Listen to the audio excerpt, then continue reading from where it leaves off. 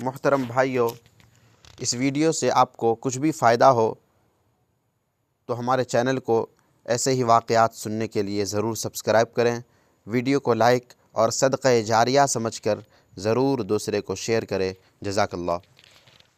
بسم اللہ الرحمن الرحیم۔ اللہ سے نہ مانگنے پر حضرت عمر کو تنبیہ۔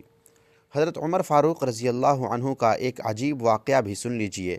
آپ کے دور خلافت میں سن 18 ہجری میں پورے جزیرہ عرب میں بڑا سخت قحط پڑا، جس کی وجہ سے لوگ مرنے لگے، حتیٰ کہ جانوروں کے جسم میں خون تک خشک ہو گیا۔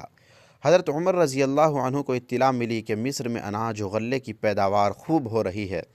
آپ نے وہاں کے گورنر حضرت عمرو بن العاص کو خط لکھا کہ یہاں حجاز میں غلے کی کمی ہے اور مصر میں اس کی فراوانی ہے، یعنی بہت زیادہ وہاں اس کی پیداوار ہے، اس لیے تم یہاں والوں کے لیے غلہ روانہ کر دو۔ حضرت عمرو بن عاص نے جواب میں لکھا، آپ مطمئن رہیں، میں اونٹوں پر لدوا کر اتنا غلہ بھیجوں گا کہ اگر پہلا اونٹ مدینے میں ہوگا تو آخری اونٹ مصر میں ہوگا۔ غرض یہ غلہ آیا اور حضرت عمر نے اس کو تقسیم کر دینے کا حکم فرمایا اور لوگ آ کر غلہ لے جا رہے تھے۔ ایک صحابی حضرت بلال بن حارث جو جنگل میں رہتے تھے، انہوں نے جب غلے کے بارے میں سنا تو چاہا کہ وہ بھی آ کر غلہ لے جائیں۔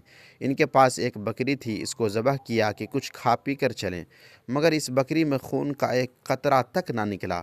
یہ دیکھ کر وہ صحابی رو پڑے اور اسی حالت میں ان کو نیند آ گئی اور سو گئے۔ خواب میں دیکھا کہ محمد صلی اللہ علیہ وسلم آئے ہیں اور فرماتے ہیں، حیات کی خوشخبری سنو اور عمر کے پاس جا کر میرا سلام کہو اور ان سے کہو کہ میں نے تم سے ایک عہد لیا تھا اور تم وعدے کے پورا کرنے میں سخت اور پکے ہو، پس عقل سے کام لو، عقل سے کام لو۔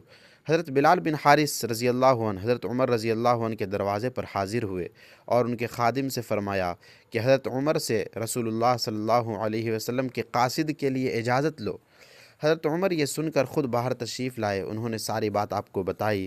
حضرت عمر رضی اللہ عنہ گھبرا گئے اور باہر نکل کر لوگوں کو جمع کیا اور منبر پر کھڑے ہوئے اور فرمایا کہ میں تم کو اللہ کی قسم دے کر پوچھتا ہوں کہ کیا میرے طرز عمل میں آپ حضرات کوئی بات بری اور مکروہ دیکھتے ہیں؟ لوگوں نے کہا کہ نہیں۔ حضرت عمر رضی اللہ عنہ نے صورتحال بیان کی تو بعض صحابہ نے کہا کہ آپ کی غلطی یہ ہے کہ آپ نے قحط سالی کے اس موقع پر اللہ سے مانگنے کے بجائے اپنے گورنر سے غلہ طلب کیا اور اللہ سے استسقاء یعنی پانی طلب نہیں کیا۔ یہ بات آپ صلی اللہ علیہ وسلم کو پسند نہیں آئی اور اس پر آپ کو تنبیہ کی گئی ہے۔ حضرت عمر رضی اللہ عنہ نے فرمایا کہ ہاں یہی بات ہے۔ پھر آپ نے نماز استسقاء پڑھی اور نبی اکرم صلی اللہ علیہ وسلم کے چچا حضرت عباس رضی اللہ عنہ کا واسطہ دے کر اللہ سے دعا فرمائی۔ اتنے میں لوگوں نے دیکھا کہ بادل منڈلا رہا ہے، پھر بارش ہونے لگی۔ اس واقعے سے معلوم ہوا کہ اللہ ہی کی طرف ہر معاملے میں رجوع کرنا چاہیے، کیونکہ اللہ ہی حاجت روا و مشکل کشا ہے۔ کوئی نبی و ولی، کوئی پیر و فقیر، کوئی مولوی و عالم، کوئی شیخ و صوفی نہ کسی کی بگڑی بنا سکتا ہے، نہ کسی کی حاجت روائی کر سکتا ہے اور نہ دستگیری کر سکتا ہے۔